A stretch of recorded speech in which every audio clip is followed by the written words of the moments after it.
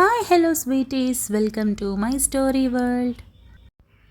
మధు ఉండటంతో ఏం మాట్లాడకుండా ఓకే ఓకే నేను తర్వాత కాల్ చేస్తాను మీకు అని కాల్ కట్ చేసి, ఈ ఊర్లోనా అంటే వెంటాడుతున్నాడా, ఎవరై ఉంటారు అని దేవాంశ్ ఆలోచించడం మొదలుపెట్టాడు. ఆలోచిస్తూ ఉండగా ఏం ఆలోచిస్తున్నావు అని మధు అడగడంతో దేవాంశ్ బైక్ డ్రైవ్ చేస్తూనే ఏం లేదు అని నవ్వి మధుకి డౌట్ రాకుండా ఇక విషయాన్ని కాసేపు పక్కన పెట్టాడు. ఇద్దరు ఇంటికి చేరుకున్నాక మధు చేతిలో ఒక పెద్ద టెడ్డీబేర్, మరో కవర్లు ఏవేవో కొనుక్కొని వస్తూ ఉండగా అక్కడే ఒంటరిగా కూర్చొని ఉన్న చక్రధర్ని చూసి, ఏంటో ఈ అంకుల్ ఎప్పుడు డల్గా ఉంటాడు అని మధు అనుకొని ఇంట్లోకి వెళ్ళి అన్నీ బెడ్రూమ్లో పెట్టి నేను ఇప్పుడే వస్తా అని అక్కడి నుండి అలా వడిగా బయటకొచ్చి అంకుల్ అని చేతిలో ఉన్న చాక్లెట్ చక్రధర్కి ఇచ్చింది. చక్రధర్ నవ్వుతూ నాకెందుకురా, నువ్వు తిను అని అన్నాడు. లేదు, ఇది మీకివ్వాలి అనుకుంటున్నా, మీరే తీసుకోవాలి అని మధు ఇచ్చి పక్కన కూర్చొని, ఎందుకు ఎక్కువగా ఒంటరిగా కూర్చొని ఉంటారు, ఏం ఆలోచిస్తుంటారు అని అడిగింది. ఈ వయసులో నాకేం ఆలోచనలుంటాయి, కాకపోతే ఇలా కూర్చోవడం అంటే నాకు ఇష్టం, అందుకే ఎక్కువగా ఒంటరిగా ఉంటాను అని చక్రధర్ చెప్పాడు. అంకుల్ మీరెందుకు పెళ్లి చేసుకోలేదు, అందరికీ అంటే ఆరు బయట కూర్చొని పెద్ద కథని చిన్నదిగా చేసి చెప్తానన్నారు, కానీ నాకు సింపుల్గా చెప్పొచ్చుగా అని మధు అడిగింది. మధు అడిగిన తీరుకి చక్రధర్కి ముచ్చటేసి, సింపుల్గా అంటే లైఫ్ ఫెయిల్యూర్ అని చెప్పాడు. అదేంటి, లవ్ ఫెయిల్యూర్ విన్నాను, లైఫ్ ఫెయిల్యూర్ అంటే అని మధు అడిగింది. ఒక అమ్మాయిని ప్రేమించాను, ఆ అమ్మాయి ఇంట్లో చెప్పే ధైర్యం లేక భయపడి దయచేసి నన్ను పెళ్లి చేసుకొని కాపురం పెట్టు అని ఎంతగానో రిక్వెస్ట్ చేసింది. నేను కూడా తనను ప్రేమించాను, మోసం చేసే ఉద్దేశం లేదు కనుక ఎవ్వరికీ చెప్పకుండానే అమ్మాయి మెడలో 3 ముళ్ళు వేశాను. ఆ తర్వాత ఒక చిన్న రూమ్ రెంట్కి తీసుకొని అందులోనే కాపురం పెట్టాను. నేను అన్నయ్యకి తెలియనివ్వలేదు, ఇటు ఆ అమ్మాయి తన వాళ్ళకి తెలియనివ్వలేదు. కానీ ఎలా తెలిసిందో తెలిసింది. పెళ్ళైన వారం రోజులకి ఇంటికి వచ్చి తనని తీసుకొని వెళ్ళిపోయారు. తన మెడలో తాళిని పోస్ట్ ద్వారా 4 రోజులకి నా దగ్గరికి పంపించారు. ఎక్కడుందో తెలియదు, ఏమైందో తెలియదు. నేను ఆ ఊరికి వెళ్ళేసరికే వాళ్ళు లేరు. నేను చేసిన తప్పు తను ఎప్పుడైతే కనిపించలేదో అప్పుడే కనుక వాళ్ళ ఇంటికి వెళ్ళి ఉంటే బాగుండేది. కానీ తను బయటికి వెళ్ళింది. సాయంత్రం వస్తాను అని చెప్పింది. వస్తుందని ఎదురు చూస్తూ ఉండిపోయాను. చాలా గంటలు గడిచింది కదా, అందుకే ఊరే మకాం మార్చేశారు. తర్వాత ఎవరికీ తెలియకుండా చాలానే తిరిగాను, చాలానే వెతికాను, దొరకలేదు. ఆ తర్వాత అన్నయ్య గమనించి అడగడంతో విషయం చెప్పాను. అన్నయ్య కూడా నాకు సహాయం చేయాలని చాలా ట్రై చేశాడు, దొరకలేదు. తర్వాత రోజులు గడవడం సదా మామూలే కదా. అన్నయ్య నన్ను మరో పెళ్లి చేసుకోమని రిక్వెస్ట్ చేశాడు. నేను చేసుకోనని చెప్పేశాను. అయినా నేను పెళ్ళి మాత్రమే చేసుకోలేదు మధు, వారం రోజులు కాపురం కూడా చేశాను. ఆ వారం రోజుల్లో తను నాకు ఎంత ప్రేమని పంచిందంటే నాకు ఇంకో అమ్మాయిని పెళ్లి చేసుకోబుద్ధి కాలేదు. ఇప్పటికి కూడా నేను ఆ అమ్మాయి ప్రేమని ఫీల్ అవుతూనే ఉన్నాను. ఎక్కడుందో ఏం చేస్తుందో, కనీసం కన్ను మూసే ఆఖరి క్షణంలో అయినా కలుస్తుందేమోనని ఎదురు చూస్తూ ఉన్నాను. దేవుడికి నా ఎదురు చూపులు కనిపించట్లేదేమో, అందుకే తనని ఇంతవరకు నా కంటపడేలా చేయలేదు. కనిపిస్తే బావుండు అని చక్రధర్ బాధగా అన్నాడు.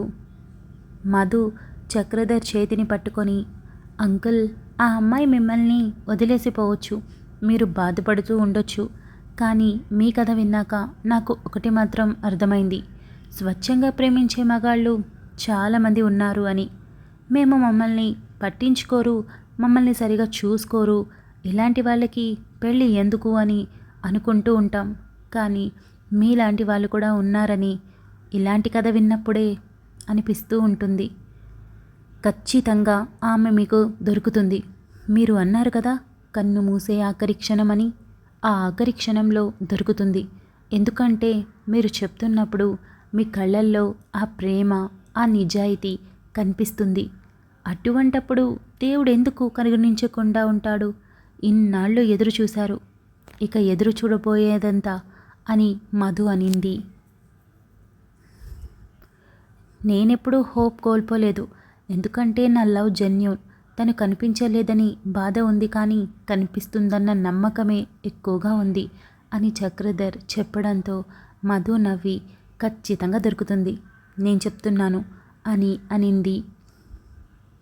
చక్రధర్ చిన్న స్మైల్ చేయడంతో మధు కూడా చిన్న నవ్వు నవ్వి మాట్లాడబోతూ ఉండగా ఇంట్లో నుండి దుర్గా మధు అని అరవడంతో అత్తయ్య పిలుస్తున్నారు అని మధు లేచి వెళ్ళబోతూ ఉండగా చక్రధర్ మధు చేతిని పట్టుకోవడంతో వెనక్కి తిరిగి చూసింది. మధు, నువ్వు చిన్నపిల్లవి, అల్లరి పిల్లవి. నేను నిన్ను అర్థం చేసుకున్నంతలో నీకు ఏ కల్మషం లేదు. అందరినీ మన వాళ్ళే అనుకుంటావు. ఏం తెలియనట్టున్నా అందరినీ పట్టించుకుంటావు. అదే నువ్వు. ఇంత మంచి జీవితాన్ని కోల్పోవద్దు. అనవసరమైన విషయాలు జోలికి వెళ్ళి నీకు నువ్వు హాని చేసుకొని నీ వాళ్ళకి హాని కలిగేలా చేసుకోకు. వయసుతో అనుభవంతో చెబుతున్నాను అని చక్రధర్ చెప్పాడు. మధుకి ఏం అర్థం కాక దిమ్మలా నిలబడుకొని అలాగే చక్రధర్ని చూస్తూ ఉండడంతో, నేను చెప్పింది అర్థం చేసుకోలేనంత తెలివి తక్కువ దానివి కాదు. అర్థం చేసుకుంటావు. అర్థం చేసుకున్న దాన్ని నిలబెట్టుకుంటావు అనిపించే అంత తెలివైన దానివి. కాబట్టి నేను చెప్పిన మాటలు మనసులో ఉంచు. మనకి ఎదురుగా పోటీగా ఉండేవాళ్ళు ఏమైనా చేయగల సమర్థులైనప్పుడు మనం ఎదురు వెళ్ళడం చాలా తప్పు. సమయం కోసం ఎదురు చూడాలి. అప్పటి వరకు మన జీవితం మనం చూసుకోవడం చాలా మంచిది. చిన్నపిల్లవి, మంచిదానివి, నీ మంచి కోసం చెప్తున్నాను అని లేచి తన తల మీద చేయి వేసి, ఈ విషయం గురించి మాట్లాడుతున్నానో నీకు తెలుసు అనుకుంటా అని చెప్పి మరోసారి తన చెంప మీద చేయి వేసి చిన్నగా తట్టి వెళ్ళిపోయాడు. మధు వెళ్తున్న చక్రధర్ని అలాగే చూస్తూ, అంకుల్ నాకు రంజిత్ గురించి చెప్తున్నాడా అని అనుకొని, అవును అదే చెప్తున్నాడు. అంటే రంజిత్ గురించి అంకుల్కి మొత్తం తెలుసా, లేదా నా గురించి మాత్రమే తెలుసా అని ఆలోచిస్తూ లోపలికి వెళ్ళింది. మధు అని దుర్గా పిలవడంతో, వస్తున్నా అత్తయ్య అని మధు అలానే ఆలోచిస్తూనే దుర్గా దగ్గరికి వెళ్ళింది. కూర్చోమ్మా, కొన్ని సరుకులు చెప్తాను, అన్నీ రాయాలి అని దుర్గా చెప్పడంతో, సరే అత్తయ్య ఇప్పుడే వస్తాను అని వెళ్ళి మధు పేపర్ పెన్ తీసుకువచ్చి కూర్చోవడంతో దుర్గా చెప్పినవన్నీ రాసుకుంటూ వెళ్ళింది. అన్నీ రాసిన తర్వాత లిస్ట్ దుర్గా చేతికిచ్చి రూమ్లోకి వెళ్ళేసరికి దేవాంశ్ చాలా బిజీగా కనిపించడంతో ఏమాత్రం ఇబ్బంది పెట్టకుండా కాస్త ఫ్రెష్ అయి రిలాక్స్గా అనిపించడంతో బెడ్ మీద వాలి ఫోన్లో ఆడుతూ రమ్యతో మాట్లాడాలని గుర్తు రాగానే దేవాంశ్ వైపు చూసి చాలా బిజీగా కనిపించడంతో ఫోన్ పక్కన పెట్టి లేచి దేవాంశ్ దగ్గరికి వెళ్ళి ఎదురుగా నిలబడి, బిజీనా అని సైగ చేసింది. ఎందుకు సైగ చేస్తున్నావు అని దేవాంశ్ అనడంతో మధు నవ్వి, ఏం లేదు, బిజీగా ఉన్నావు కదా, డిస్టర్బ్ చేస్తున్నానేమోనని సైగ చేశాను అని మధు చెప్పింది. అవును, మార్నింగ్ నుండి అసలు కొంచెం కూడా వర్క్ సరిగా చేయలేదు, అందుకే ఇప్పుడు చేస్తున్నా. మేబీ ఇవాళ నైట్ లేట్ కూడా అవ్వచ్చు అని దేవాంశ్ చెప్పాడు. సరే, నేను కాసేపు అలా మేడ మీదకి వెళ్ళి కాసేపు వాక్ చేసి వస్తాను అని మధు చెప్పడంతో దేవాంశ్ తల ఊపగా మధు తన ఫోన్ తీసుకొని అక్కడి నుండి మేడ మీదకి వెళ్ళింది. వెళ్ళగానే ఇంటి చుట్టూ చూసుకొని ఎవరూ లేకపోవడంతో తన ఫోన్ కేస్ వెనుక ఉన్న విజిటింగ్ కార్డ్ తీసి రమ్యకి కాల్ చేసింది. 2 రింగులకే రమ్య లిఫ్ట్ చేసి హలో అని అనడంతో, హాయ్ రమ్య అని మధు నవ్వుతూ పలకరించింది. ఎవరు అని రమ్య అడిగింది.